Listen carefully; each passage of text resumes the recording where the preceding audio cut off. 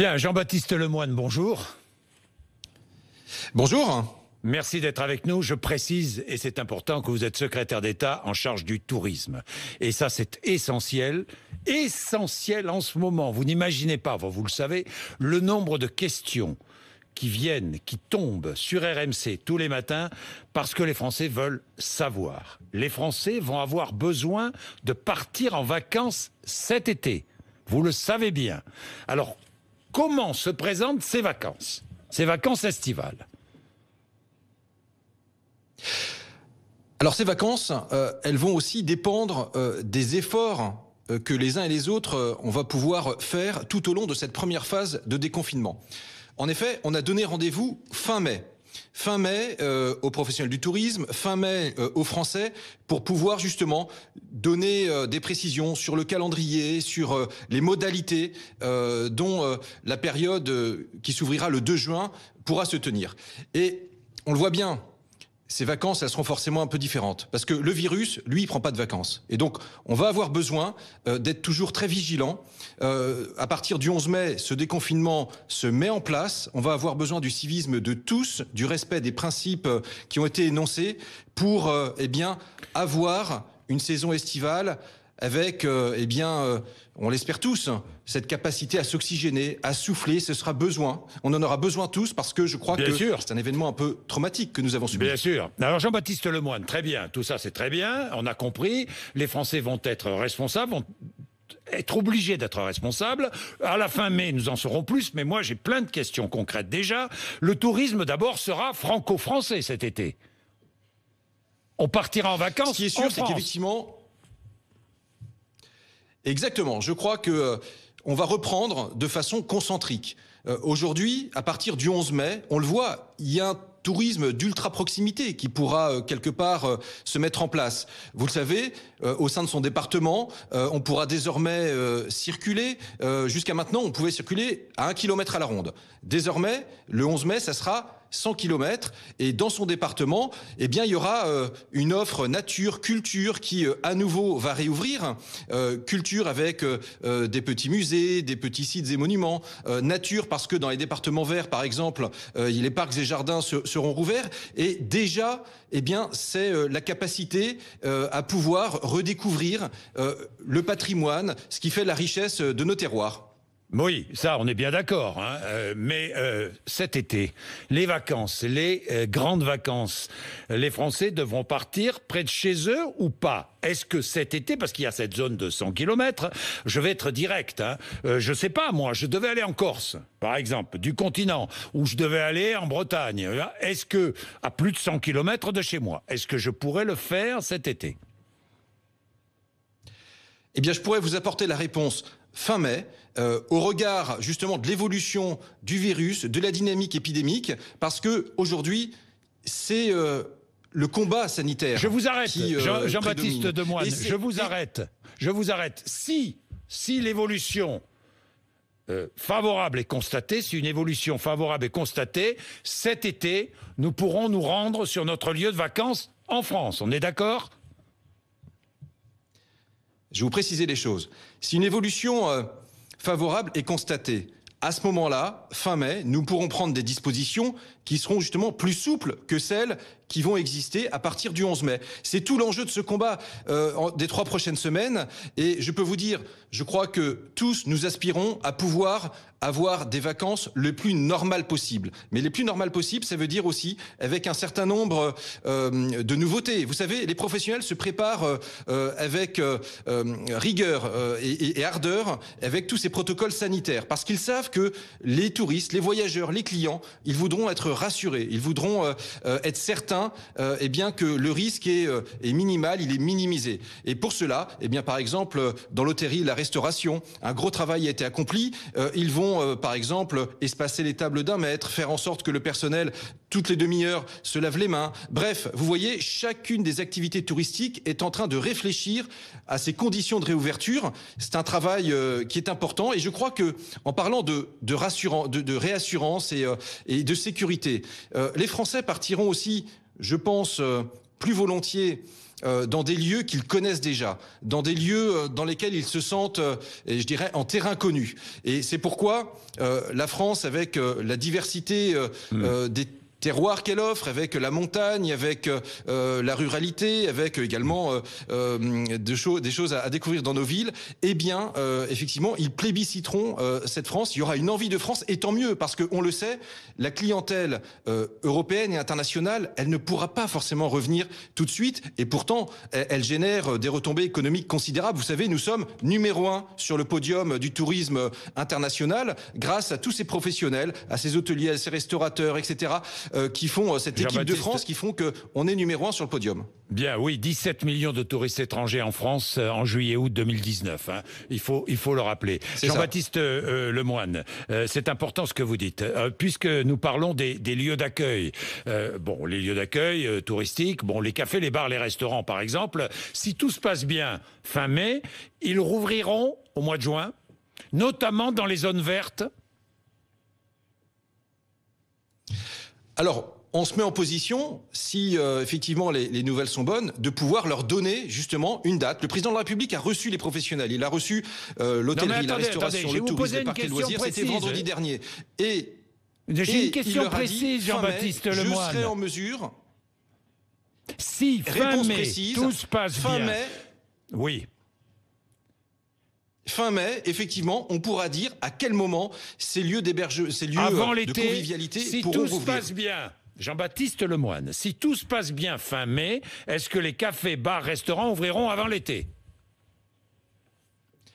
Vous savez, c'est le souhait, je crois, qu'on a tous en tête. C'est le souhait des professionnels, c'est le souhait des Français, c'est mon souhait en tant que ministre du Tourisme. Mais encore une fois, un souhait, eh bien, pour qu'il se réalise, encore faut-il qu'on mène le combat sanitaire pendant les 3 prochaines semaines. J'insiste parce que aujourd'hui, j'ai un devoir de vérité, Jean-Jacques Bourdin, et je vous le dis. Moi, j'ai un devoir de question, Jean-Baptiste Lemoyne. Ni aux professionnels. Oui. Bien sûr, mais justement, ce ne serait pas rendre un service aux professionnels, ce ne serait pas rendre un service aux Français que de leur dire aujourd'hui, voilà, c'est telle date en juin, parce que ce serait leur faire courir un risque. Leur faire courir un risque, celui de peut-être reconstituer des stocks, embaucher des saisonniers, alors que nous n'avons pas encore cette visibilité. Cette visibilité, nous l'aurons après avoir observé pendant 3 semaines comment se comporte l'épidémie après le déconfinement. Vous avez dit vous-même. C'est très important parce que les professionnels eux-mêmes nous le disent. Ils ne veulent pas rouvrir à n'importe quelle condition. Ils veulent rouvrir s'ils sont sûrs que, eh bien, derrière, leur responsabilité n'est pas mise en cause. D'où l'importance de ces guides pratiques qu'ils rédigent au sein des professions sur toutes les conditions sanitaires. Ils veulent pouvoir rouvrir en ayant une clientèle suffisante. Et ça veut dire qu'il faut aussi que la mobilité soit de retour. Donc vous voyez, c'est tous ces paramètres. Et c'est pourquoi il est très compliqué aujourd'hui, le 1er mai, de donner une réponse. Mais je peux vous dire que on travaille avec ardeur pour que, oui, ces établissements puissent rouvrir, pour que, oui, cette saison estivale, elle soit la plus normale possible. Elle peut être sauvée, cette saison estivale, Jean-Baptiste Lemoyne. Je parle des hôtels, bars, cafés, restaurants, mais il n'y a pas que.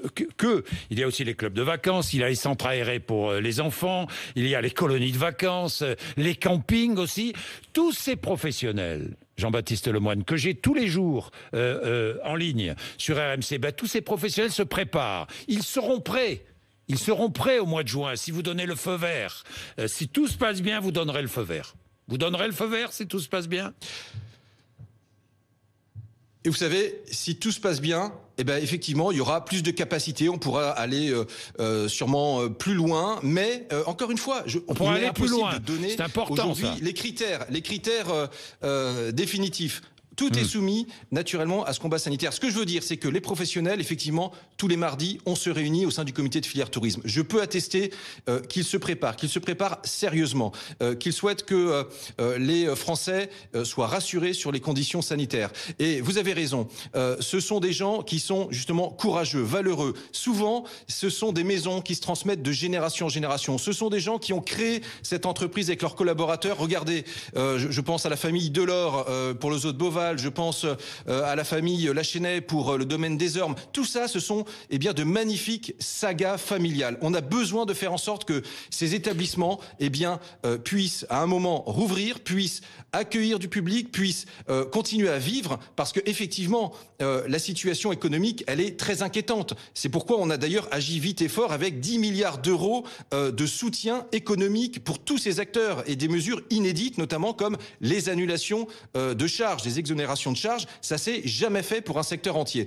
Et le président a tenu à ce que nous mettions en place cela pour que ces acteurs qui font le rayonnement de la France dans le monde entier puissent passer ce cap difficile. Et vous évoquiez un certain nombre de colonies, d'établissements également accueillant un tourisme social. Ça va être très important, le tourisme pour tous, parce que il y a des gens pour qui le confinement il a été particulièrement pénible à vivre. Justement, nous devrons faciliter leur départ. Alors justement, Jean-Baptiste Lemoyne, le ministre de l'Éducation nationale était avec moi avant-hier et il m'a précisé qu'effectivement cet été, des centres aérés, des centres pour recevoir des enfants, des colonies de vacances pourront ouvrir. Indispensable, vous confirmez ? Alors, il travaille effectivement sur un dispositif où il y aura, par exemple, parfois un peu de cours, du sport, un certain nombre d'activités. Je crois qu'il y aura une ambiance un peu 1936, congé payé, vous savez. Finalement, une sorte de conquête de ces vacances. Parce que ces vacances, effectivement, les Français, ils les auront méritées et ils les auront conquis par leurs efforts, par les efforts quotidiens qu'ils font depuis la mi-mars et que nous allons encore leur demander pendant plusieurs semaines. Léon Blum disait à l'époque de ces congés payés, c'est l'embellie. Eh bien oui, je crois que ça sera l'embellie cet été, je l'espère, j'en forme le vœu. Et c'est pourquoi nous allons aussi mettre en place des dispositifs, par exemple avec l'Association nationale des chèques vacances, les régions également mettent en place quel dispositif des chèques. Quel dispositif pour les chèques vacances, Jean-Baptiste Lemoyne ? C'est mettre des crédits supplémentaires permettant d'en distribuer plus, permettant de favoriser le départ pour des gens qui ont moins de moyens. Et donc tout cela sera annoncé par le Premier ministre le 14 mai. Il réunit le 14 mai le comité interministériel pour le tourisme. Aujourd'hui, on est en train de travailler avec les professionnels. Je vous évoquais le comité de filière tourisme et j'y travaille également au contact du terrain, en faisant un tour de France des régions et des territoires. Nous étions, il y a 2 jours, auprès des acteurs du tourisme en Corse. Lundi dernier, c'était avec les acteurs du tourisme d'outre-mer. Et la semaine prochaine, je poursuivrai avec la région Normandie. C'est très important, justement, de travailler avec ces acteurs de terrain pour voir quelles sont les bonnes aides, les bons dispositifs. Bien. Alors, pour que chacun ait une chance de partir. Alors Jean-Baptiste, justement, première question, réponse courte si c'est possible. Est-ce que la saison d'été est morte ? Non, la saison d'été, elle n'est pas morte, elle sera différente, mais même si ces vacances seront différentes, moi, je forme le souhait qu'elles soient réussies. Parce qu'il y a énormément de petites activités qui pourront néanmoins se dérouler si le combat que nous menons se passe bien. Bien. Autre question, Jean-Baptiste Lemoyne. J'ai réservé, je ne sais pas moi, j'ai loué déjà une maison, j'ai loué une place dans un camping, j'ai loué un gîte... Est-ce que je dois garder ma location ou annuler ? Alors, on a mis en place un dispositif qui s'appelle l'avoir. C'est-à-dire que lorsque vous avez réservé un séjour, un déplacement, vous pouvez reporter votre séjour, votre déplacement, le cas échéant. Maintenant, ce que je recommande, c'est d'attendre la fin mai, d'attendre les précisions que nous pourrons apporter pour pouvoir justement prendre ces dispositions. Mais vous savez, les Français, le tourisme a beaucoup évolué. Aujourd'hui, et encore juste hier, si je puis dire, il y a quelques mois, il finalement organisait de façon assez tardive ces vacances. C'était un peu parfois de la dernière minute. Je crois qu'il va falloir se donner ce rendez-vous de la fin mai. Mais ce qui est sûr, c'est que les professionnels, ils seront prêts à accueillir. Ils me l'ont dit, ils vont tout faire, ils se mettront en 4. Et donc, j'ai bon espoir que chacun puisse faire des vacances qui lui permettront, encore une fois, d'avoir cette bouffée d'air frais et de retrouver ses proches, de pouvoir... engranger un capital énergie important pour repartir. Bien, avant de passer aux frontières, je voudrais préciser qu'en Espagne, bars, hôtels, restaurants rouvriront progressivement à partir du 11 mai. J'ai entendu ce matin des élus de Lozère, par exemple, un seul décès en Lozère qui ne comprennent pas qu'on ne puisse pas ouvrir les hôtels, cafés, bars, restaurants en Lozère, en période de confinement. Vous comprenez leur demande? Non? Alors, distinguons, les hôtels n'ont jamais été fermés. Ils ont un taux d'occupation qui est très bas parce qu'effectivement, il y a peu de clientèle, à part certaines opérations d'entraide vis-à-vis des soignants, des routiers, etc.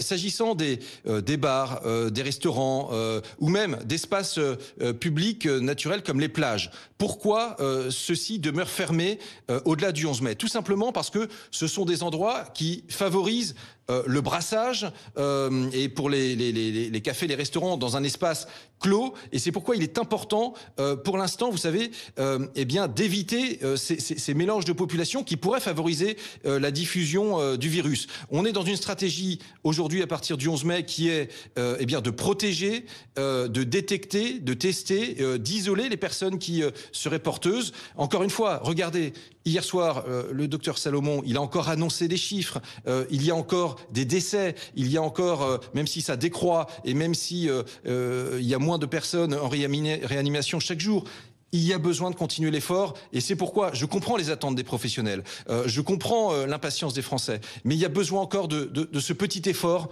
quelques semaines, pour conquérir justement ce droit à des vacances le plus normal possible ensuite. Jean-Baptiste Lemoyne, l'espace Schengen restera-t-il, vous confirmez ou pas, fermé jusqu'à la fin de l'été? Alors, ce qui est sûr, c'est qu'il y a deux types de frontières. Celle, effectivement, aux frontières extérieures, ces frontières Schengen. Il est vraisemblable, il y a de travail au niveau européen, mais il est vraisemblable qu'elles resteront fermées encore plusieurs semaines et plusieurs mois. Et puis après, il y a le travail au sein de l'espace Schengen, au sein des pays européens.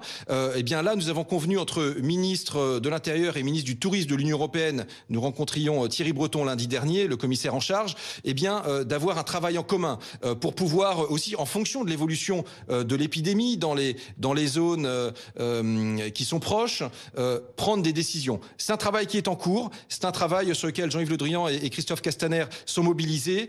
Aujourd'hui, nous n'avons pas les réponses définitives, là encore. Il y a besoin de travailler. Mais est-ce que encore vous avez bon quelques espoir semaines. Est-ce que vous avez bon espoir que des Français puissent aller dans un autre pays de l'espace Schengen cet été, ou que des habitants, des touristes de l'espace Schengen viennent en France? Encore une fois, je m'impose ce devoir de vérité. Je vais vous dire, ça sera marginal, je pense. Dans un premier temps, nous allons travailler sur un tourisme domestique.